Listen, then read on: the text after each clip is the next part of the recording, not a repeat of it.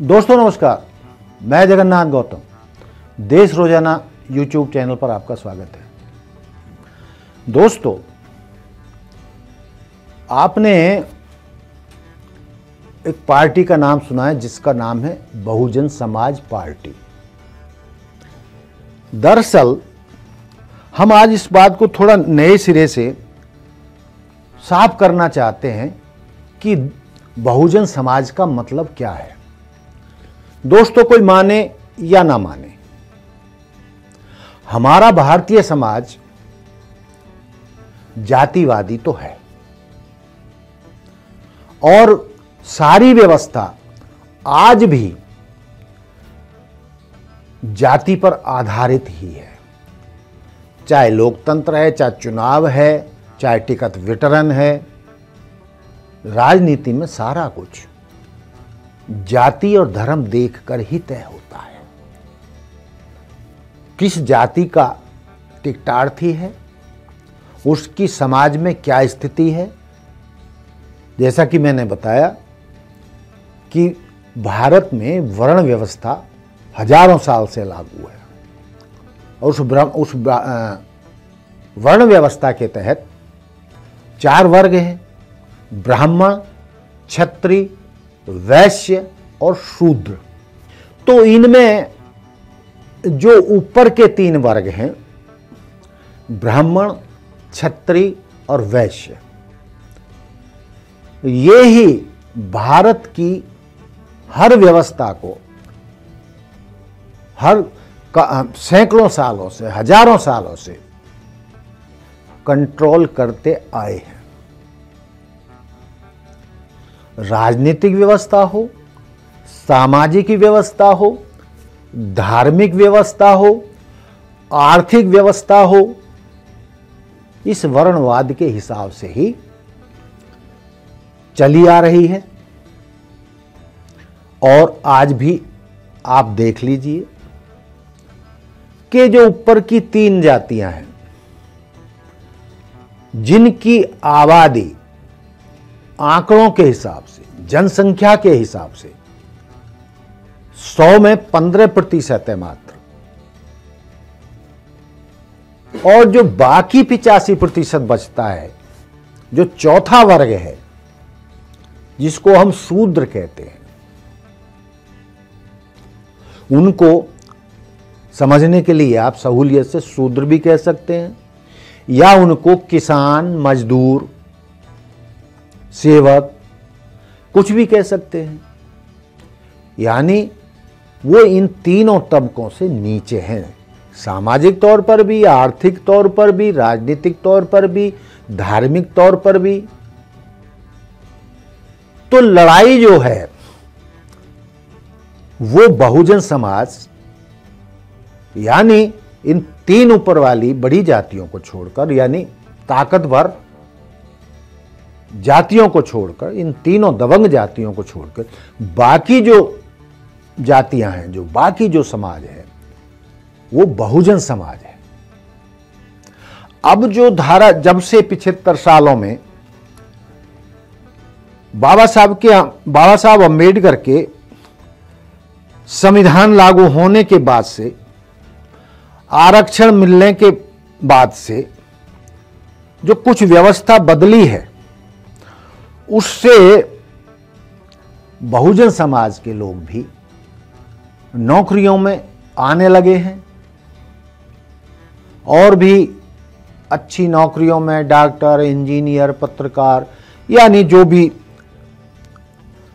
जिन पे अधिकार 15% का हुआ करता था या ब्राह्मण, क्षत्रिय, वैश्यों का हुआ करता था, अब उसमें से कुछ हिस्सा इस बहुजन समाज को भी मिलने लगा है। लेकिन इस स्थिति में कोई बहुत ज्यादा सकारात्मक प्रयास नहीं हुए हैं, सकारात्मक बदलाव नहीं हुए हैं। वो इसलिए कि आज भी पूरे भारत में जो नौकरशाही है, जिला स्तर से लेकर राज्य स्तर तक और केंद्र स्तर तक, उन पर ज्यादातर ऊपर वाली 3 जातियों का ही कब्जा है। जो देश की हर व्यवस्था को, राजनीतिक व्यवस्था को, आर्थिक व्यवस्था को, यानी सारी व्यवस्था को, नौकरशाही को या न्यायिक व्यवस्था को कंट्रोल करते हैं, वो ये 15% लोग हैं। अब जैसे जैसे बहुजन समाज के लोग शिक्षित हुए हैं तो वो भी अपने अधिकारों की बात करने लगे हैं। बहुजन समाज के कई समाजशास्त्री, एक्टिविस्ट वो चाहते हैं कि बहुजन समाज यानी देश का 85% समाज जब तक टिकटों के खेल को नहीं समझेगा तब तक उसे अपना हक नहीं मिलेगा। उसमें ये समाजशास्त्री क्या दलील देते हैं? इनका कहना है कि मनुवादी, पूंजीवादी, पूंजीपति समाजवादी पार्टी से लेकर अल्पसंख्यक और ओबीसी का वोट लेकर जीतता है। यानी वोट तो बहुजन समाज के पास है, उनके पास तो मात्र 15% है, लेकिन वो 85% बहुजन समाज के टिकट लेकर बहुजन समाज के वोटों से जीतते हैं।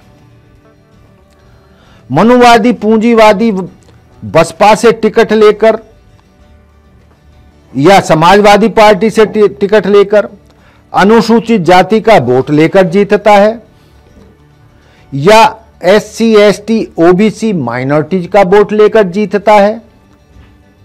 ये एक कटु सत्य है, लेकिन इन बहुजन समाज के चिंतकों का या समाजशास्त्रियों का जो दर्द है वो ये है कि ये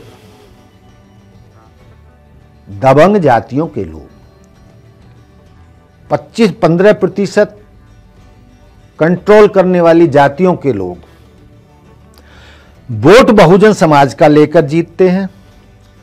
MP, MLA बहुजन समाज के लोगों का लेकर जीतते हैं। ये कटु सत्य है, लेकिन प्रॉब्लम कहां आती है कि भाई यदि ये हमारे वोटों से जीतते हैं तो हमारे लिए काम भी तो करें, हमारी समस्याओं का समाधान भी तो करें। लेकिन होता क्या है कि ये जिन्हें हम सवर्ण जातियां भी कह सकते हैं, सवर्ण जातियों के नेता, उम्मीदवार जो हमारे बहुजन समाज के वोटों से जीतते हैं, लेकिन जीतने के बाद जो उनका रुख रहता है और जो दिखता है वो लगता है कि ये जीतने के बाद भी न तो ये कभी SC के हुए, ना ST के हुए, ना OBC के हुए, ना माइनॉरिटीज के हुए।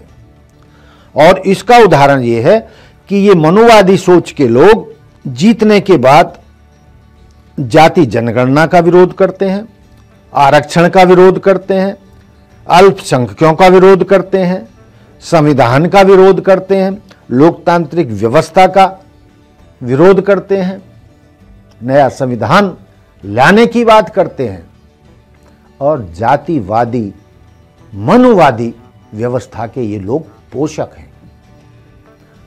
तो इन बहुजन समाज के जो चिंतक हैं, समाजशास्त्री हैं, ये तो एक यहां तक हालत पर आके कहते हैं कि जो 85% बहुजन समाज है उस 85% समाज को सिर्फ बहुजन समाज के उम्मीदवारों को ही वोट देना चाहिए।